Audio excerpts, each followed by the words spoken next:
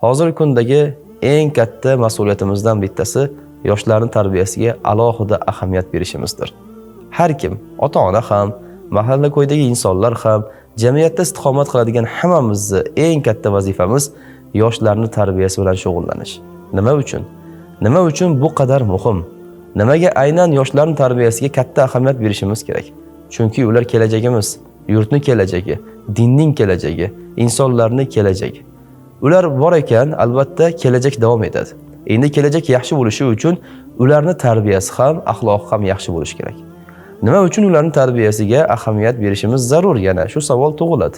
Chunki hozirgi kunda yot g'oyalarning ta'siriga tushib qolayotgan yoshlar ko'p. O'zlari ilmdan ancha uzoqda, lekin ilm deb qabul qilayotgan noma'qul narsalar albatta ularning ta'siri yaqinda tezda bilinib qoladi. Bu esa xatarli bo'ladi. Yoshlar har qanday oqimlarga ergashmasliklari kerak. Yot g'oyalarning ta'siriga tushib qolmasliklari kerak. Uning uchun asl ilmni o'rganishlari kerak bo'ladi. Ilmni buzilgan holatini emas, balki asl holatini o'rgansalar, inshaalloh karim aqidalari sof bo'ladi, hayotlari osuda bo'ladi, ishlar ravon bo'ladi. Farzandlari ham o'zlariga o'xshagan inshaalloh karim tarbiyali bo'ladi. Buning uchun ilm olishlari birinchi o'rindagi vazifa. Agar yoshlar ilm o'rgansalar, ularni chalg'itib bo'lmaydi. Ularni turli xil yot g'oyalar ta'sirga tushirishi imkoni bo'lmaydi. Qachon ilm o'rgansalar. Ilm o'rganmasalarchi, hamma narsani yaxshi deb qabul qiladigan bo'ladilar. Chunki ularda ilm tufayli hosil bo'ladigan filtr yo'qolib qolgan bo'ladi. Ilm bo'lmagani uchun u tashqi tarafdan keladigan jamiki ta'sirlarni qabul qilaveradi.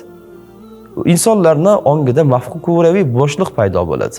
O'sha bo'shliqni sof ilm bilan to'ldirilmasa, yomon g'oyalar, yot g'oyalar, jirkanch g'oyalar egallashni boshlaydi.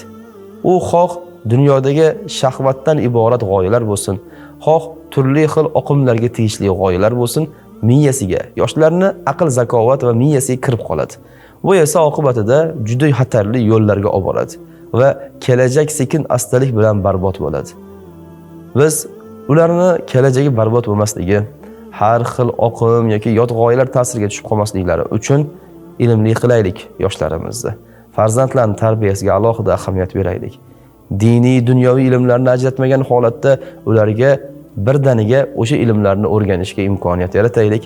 Inshaalloh karim ular olim bo'ladilar, aqlli inson bo'ladilar va atrofdan kelayotgan turli xil yot g'oyalarga ergashib ketmaydilar, balki o'ylab ko'radilar, chamalab ko'radilar va o'zlarini albatta ilmlari eng yaxshi yo'lni ko'rsatadi.